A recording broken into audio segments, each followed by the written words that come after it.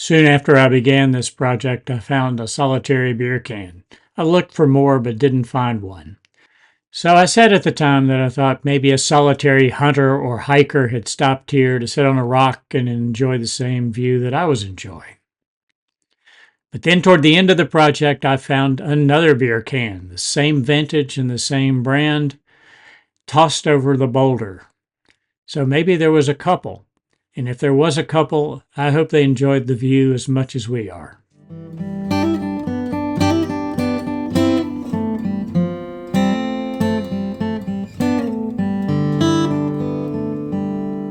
Welcome back to my channel, and thank you for joining me for the last full episode in this series about building a stone studio up on the hill near our house.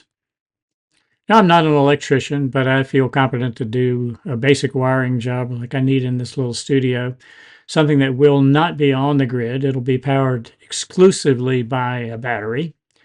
So I am doing what I've learned to do over the years, drilling holes and running wire.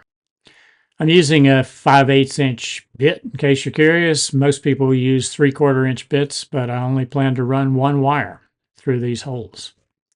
And it will be 1412 Romex wire for 15 amp circuit, plenty for lights and fan. So while I'm running the wiring and before I start installing insulation, I'm going to install the structural screws I mentioned in the last video. They're 6 inches long and they will hold the rafters firmly down to the knee wall and the top plate. So we have two strong points of attachment on the outside, one on the stone wall and one on the little knee wall 14 inches away. So here's the rough wiring all done. Box is set. Romex wire run to the boxes.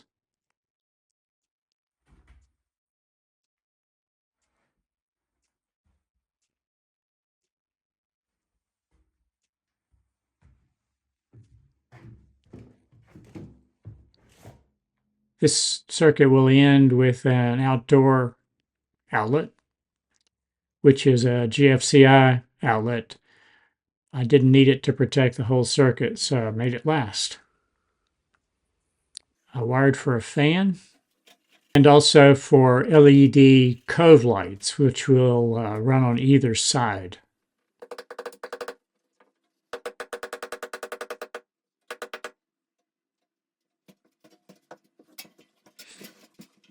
Before I brought in the insulation, I installed some baffles in the ceiling so that the insulation would not interfere with the flow of air under the roof. This is a pretty easy job. Only takes about an hour to install all of these. I chose rock wool because I've been hearing good things about its insulation value, sound and thermal insulation, and fire resistance. It is more expensive than fiberglass, but for such a small space, that wasn't a huge consideration. It's easy to install. You cut it with a bread knife. The only tricky part is making it fit around wires and outlet boxes. But it's a friction fit, so you don't have to staple it, and it stays in place very well. I'm not wearing a mask in this scene, although I wore one later. I hadn't seen any particles floating around in the air, and I hadn't detected them coming into my nose, so I wasn't worried about it, but I put one on later because it's recommended.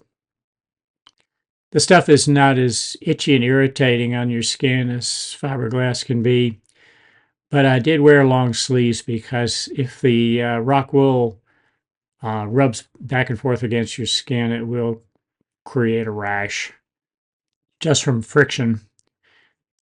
So I worked on this over 2 days, probably a total of about 6 hours. So it wasn't a huge job. Pro could have done it faster.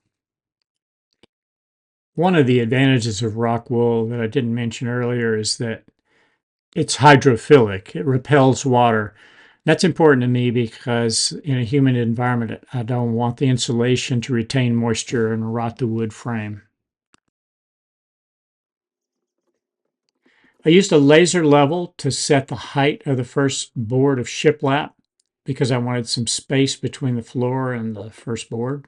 And I'm fastening the shiplap with an 8-gauge nail gun, brad nailer. Just one brad per stud.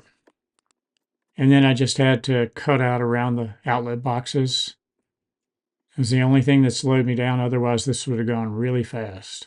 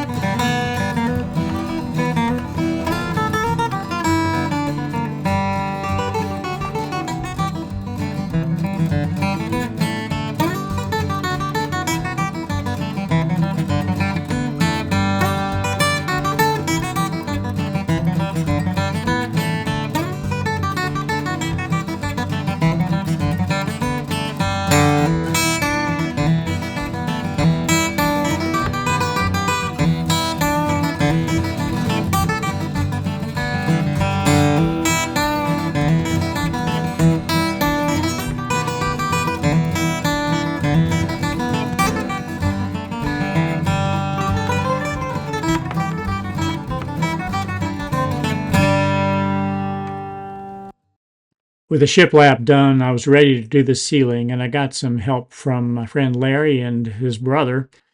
It got kind of crowded in there with 8-foot sheets of half-inch plywood, maple plywood, so I didn't do any videotaping that day. But I trimmed the place out and got ready to do the finished wiring. Again, I am no electrician, but I feel confident handling simple jobs like this. This is a 3-switch box, and I'm using these little levered connectors to create my pigtails, and it makes it nice and neat and convenient.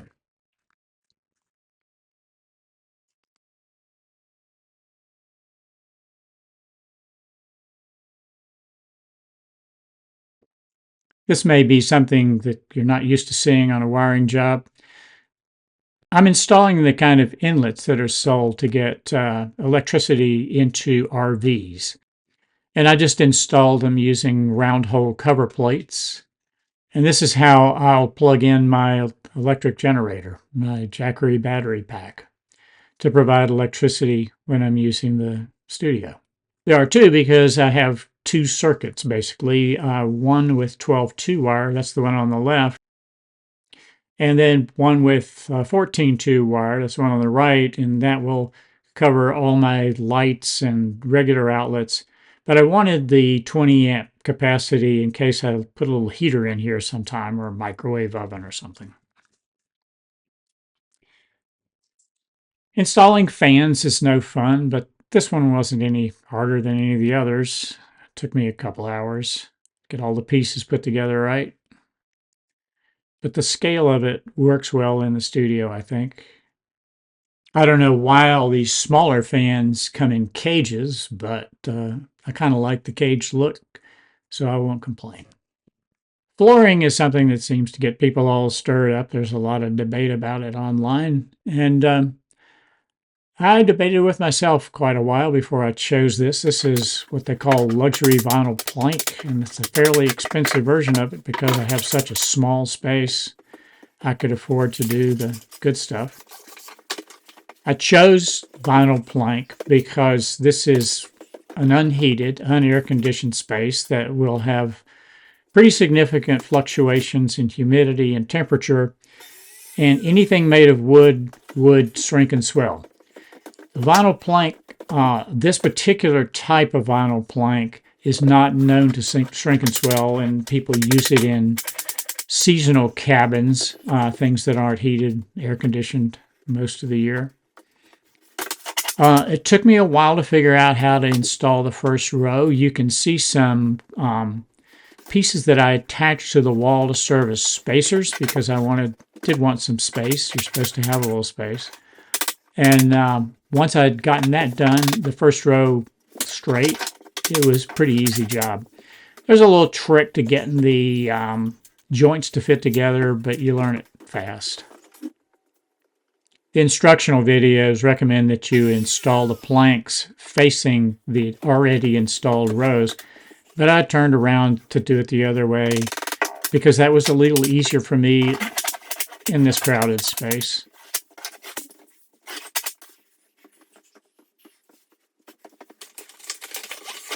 I pulled from 3 different boxes because you're supposed to keep mixing them so you don't repeat patterns too close together.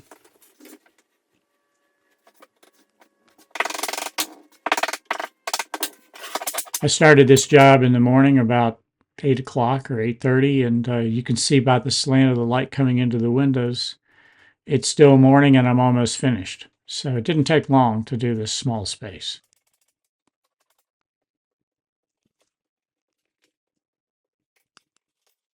Next step was interior trim, and I had made this octagonal trim piece in my garage, brought it up and fit it in, nailed it down.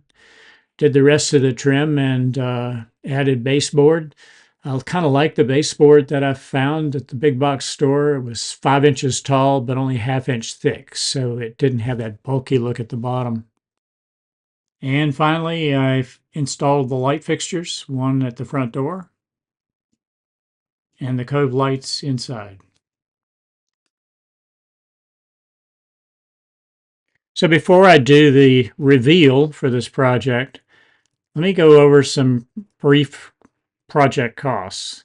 The bridge cost about $873 in materials. We did the labor ourselves, of course. And then the studio cost about $10,500 in materials. All of the rock was free, of course, but I spent a lot on concrete and mortar.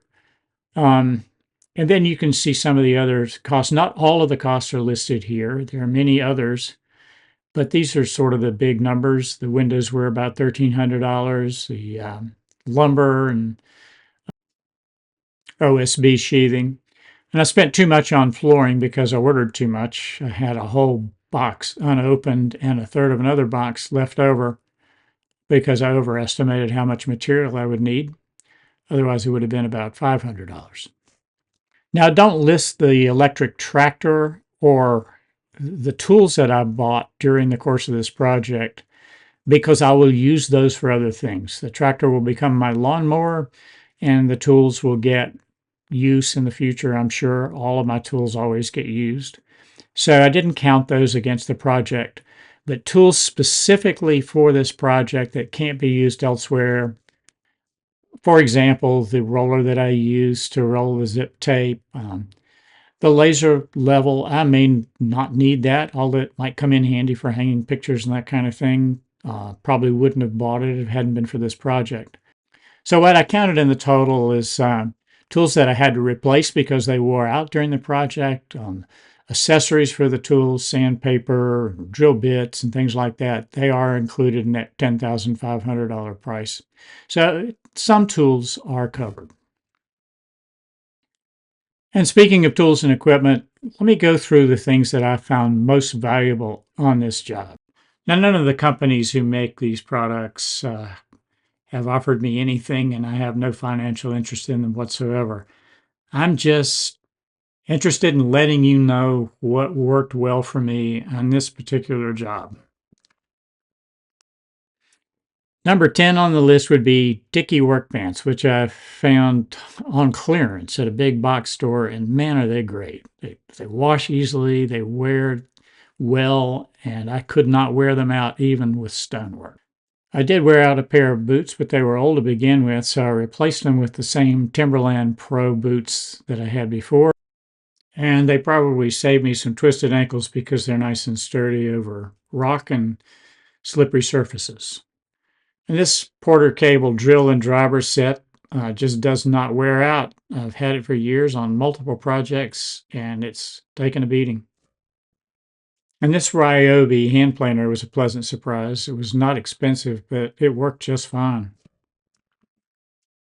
I bought a couple of cordless Metabo nail guns, one framing nailer and one brad nailer, because my big box store had a real good price on them for a while there, and they held up fine.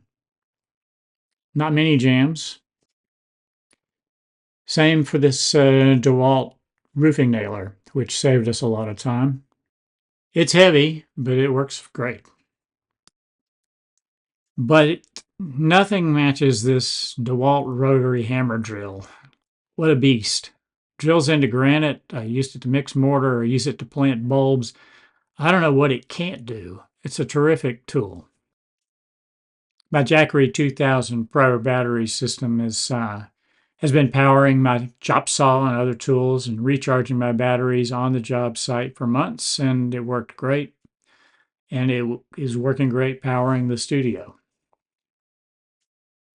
And this Ryobi tractor, I couldn't have done the job without it. It was strong, reliable, never complained, never balked, and I treated it like a pack mule. I hope it turns out to be a good lawnmower too. So let's take a walk around the finished building.